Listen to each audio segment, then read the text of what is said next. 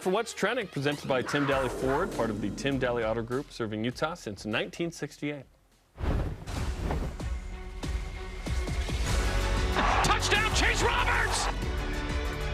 And intercepted by the Cougars! 10-5 on his feet, touchdown!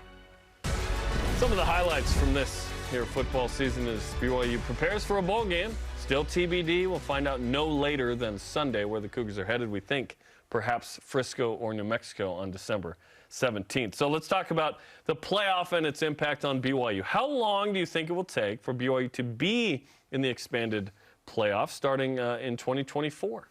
Yeah, I mean, honestly, there's really no way for us to really know, but I will probably go back to what I've said previously in terms of how long I look at the first 5 years in the Big 12 is I would expect within those first 5 years, maybe to take that long, for BYU to start being in contention.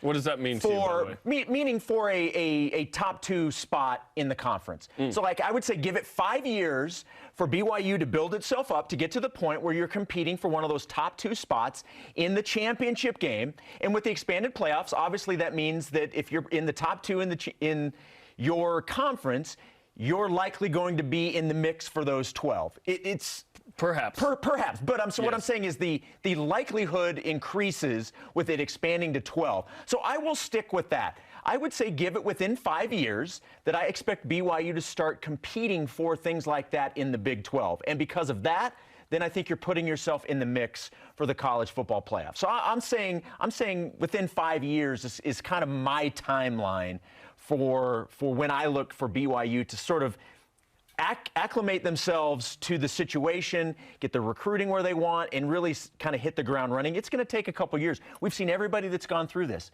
Utah, we saw this firsthand 45 miles to the north of us. How long it takes to build yourself up from where you were to what the current situation is and to where you want to go. It's going to take time, and that's okay. BYU is more ready than TCU and Utah and any of the Big East teams were to compete quicker. Here's why. BYU's been playing Power 5-ish schedules. That's been my issue. But not knowing that the Big 12 invite was there, now it's like, oh, BYU was ramping up. Certainly what BYU did last year was incredible. Granted, Pac-12 was down. BYU beat up on them. Great. Whatever. You don't control whether that team's good or not. You just go try and win. This year, obviously a step backwards in terms of we thought BYU would be at that level again. I'm not sure how long it's going to take for BYU to potentially be in that position. Because let's be honest, the cards have to go your way. BYU's not played that kind of schedule and been able to handle it ever before. We haven't seen the volume to really know what BYU is going to do. But you said the word that I think is spot on, acclimate. If BYU within the first 5 years can acclimate and start to be competitive, we saw this with Utah. My only concern is, can BYU do it with the honor code? Like, can BYU get the best LDS athletes that it can get? It's not going to get all of them. But can BYU get some of those guys who got away? Tanner McKee originally. A guy like Brenton Covey and so on and so forth. They're not going to get all of them, but can they get more of them to get the LDS Avengers, if you will? And now you have a shot because you're getting good talent from all over the place. The Cody Epps of the world that are tremendous in high school, a little undervalued. Comes to BYU, awesome sophomore season, but it's been his 3rd year. It takes some time. I would love to see BYU in this position. Now, the position we are discussing specifically is basically top 11. Assume that the best other conference champ is not in the top 11 if they're not undefeated like this year, which is what, Tulane or UCF is going to be that team if it was a 12-team playoff. So it's not top 12 per se. It's more top 11 unless that team's in the top 12. So the SEC would have 3 in right now based on the current poll. Big 10 would have 3. Big 12 would have 2. Pac-12 would have 2. Only 1 out of the ACC and Clemson. North Carolina's kind of blown it here at the end. And then, UCF or Tulane as the highest other champ. For BYU to get into that spot, like you said, you probably got to be in the top 2. I don't see the Big 12 getting a 3rd team in. You just have to probably have 2 losses or fewer. Because a 3-loss SEC and new Big 10 with USC and UCLA starting in 25, those teams are probably getting 3 in almost every year. And now that's 4 of the 6 at-large bids. So for BYU to be in that spot, They're going to have to go 3-0 in non-conference and get a nice win over somebody. Although if Michigan didn't, but they're undefeated. Yeah.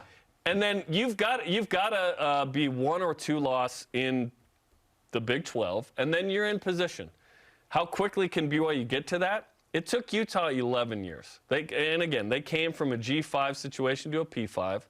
But Utah's super competitive right now. Like, I would love for BYU to be as good as Utah has been in that league and nationally, to be, like, very competitive, very respected. And BYU has the last 2 years. Step back this year. But it's going to take a second. BYU's going to have to do something they haven't done. Because I believe if you put 1983 and 84 and 90 and 06 and these teams into the Big 12, I just think there's 2 to 4 losses there from a lot of those teams. I just think the week-to-week grind at that level has not been something that BYU knows quite yet, and they have to assimilate to get there. Well, and I think what is probably encouraging for BYU fans, and it should be encouraging, is the fact that you said a 1 or 2 loss team is still probably in the mix. That only happens when you're in a conference. True. And so right now, when BYU has 1 loss, they're done, essentially. Certainly 2, and you're for sure done. Well, let's talk about that. But let me finish the point, though, because I think I know where you're going.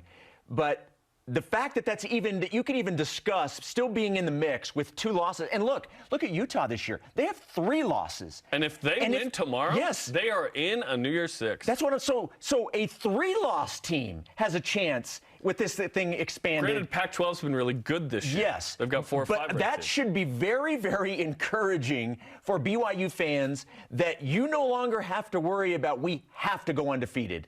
We have to do that. That's not going to be the case anymore, because with all of the teams that you're going to be facing, everybody's going to take losses. So 1 loss or even 2 losses, it's not the end of the world. Yep. That's what's exciting about this. Yes. Okay, let's talk about 2 points quickly. 2021 showed us that BYU could still be in the mix as an independent. BYU was up as high as 12 to 14 late in the season, a 1-foot difference between Oklahoma State and Baylor. If Oklahoma State wins that game, perhaps Baylor gets knocked out of the mix with a 3rd loss, and maybe BYU was an at-large perhaps last year. Which brings me to the second point. The at-large bids depend on the bowl game in the New Year's 6 this year and every year. For those bids as an independent, you're not going to have to worry about that anymore. So, for example, if if the Peach and Fiesta or Cotton, who have a lot of at-large bids, they don't have like Big Ten versus Pac-12 like the Rose Bowl. If those are the ones hosting the playoff, you're screwed. BYU only has 1 at-large spot this year. Right. So we were saying preseason, oh, maybe. And I was going, no, there's only 1 at-large spot. BYU's not going to at-large the 3rd SEC team or the 3rd Big Ten team.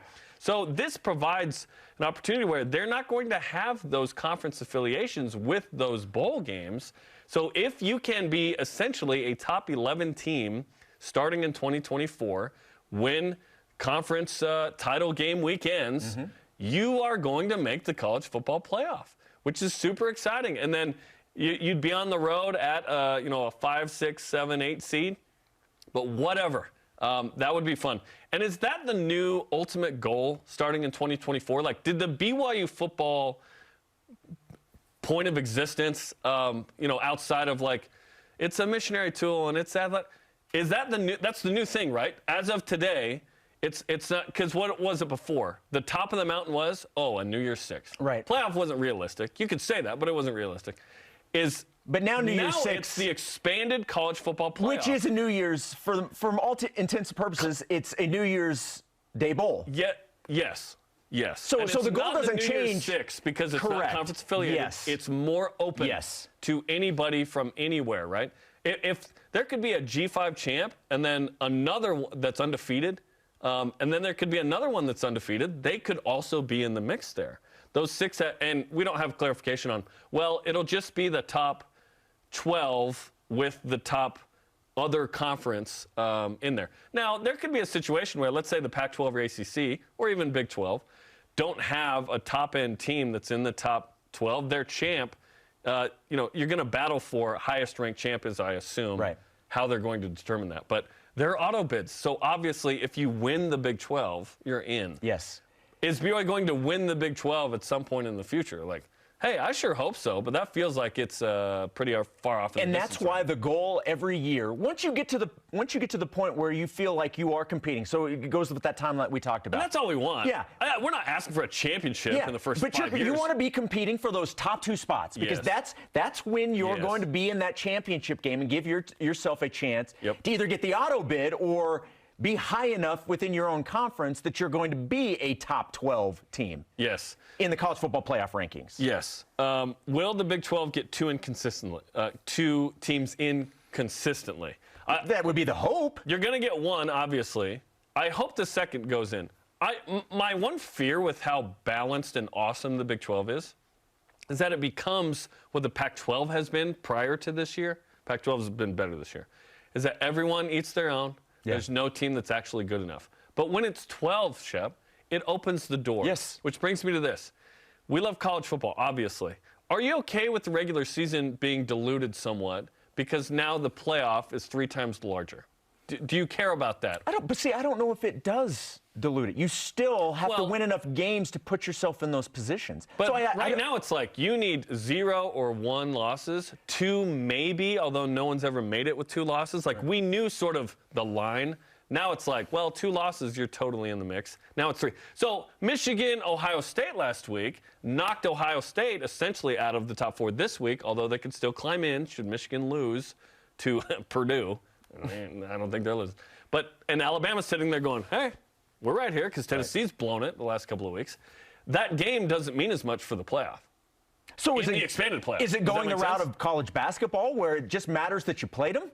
That they're on the schedule more than whether you win or lose? And now it's a quad 1 loss. Yeah, I mean, are we going that direction? I honestly don't look at it as diluting the regular season. I can certainly understand the point you're making. That has been the argument of the anti-expansion camp. See, I don't view it that way. Now, I understand that at the end of the day, you look, I am perfectly fine. My goal, if I'm BYU every year, is to end the first 3 games 3-0 every year. And if that means we're not playing great teams, doesn't matter. Then schedule that P5 game as a winnable game. It's what I mean. The first 3 games you schedule, you are scheduling wins. Yeah. You are scheduling wins so that every year you jump into Big 12 play 3-0. Vanderbilt, we want an 8-year deal as the P5 game. We used to joke that was Kansas. They're actually decent. Yeah, they've certainly. Yeah, they've. Granted, it's not hard to make a bowl game. Okay, this. But you're asking for 5 and 7 teams to fill all the bowls. Yeah, it's just another way game. Too many bowls. But they get the practices.